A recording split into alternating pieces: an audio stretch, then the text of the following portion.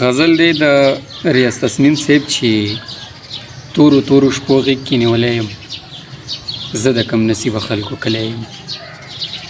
تورو تورو شپو غېږ کې نیولی یم، زه د کم نصیبه خلکو کلی یم. او سوچ کوم خو هېڅ هم را یادېږي نه، سوچ کوم خو هېڅ هم را یادېږي نه، څه پسې له کوره راوتلی یم. او زه به پخوا لاړ وم له دې ښاره خو زه به پخوا لاړ وم له دې ښاره خو ستا د سترګو ست تبخه نیولی یم.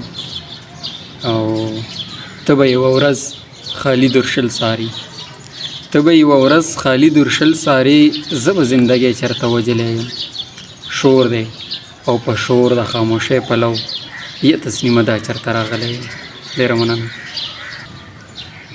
دا بل غزل دی د استاد محترم صاحب شاه صابر صاحب چې د ژوند آهنګ د ژوند نغمه بدلوي، د ژوند آهنګ د ژوند نغمه بدلوي. حالات بدلیږي، زمانه بدلوي. څوک چې په ژوند کې څه بدلون غواړي، څوک چې په ژوند کې څه بدلون غواړي، اول به خپله رویه بدلوي. او هر څوک د خپل ساقي له نومه ستړي، هر څوک د خپل ساقي له نومه ستړي، هر سړی خپله میخانه بدلوي. او شعر دی چې اوس خو تیارې هم د رڼا له ویرې، اوس خو تیارې هم د رڼا له ویرې، هره شپه نوې لوپټه بدلوي.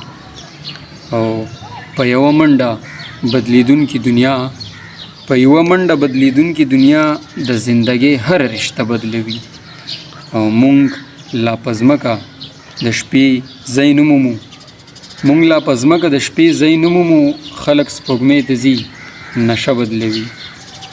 جانان یې هغه انتظار یې هغه، جانان یې هغه انتظار یې هغه، صابر د مینې طریقه بدلوي.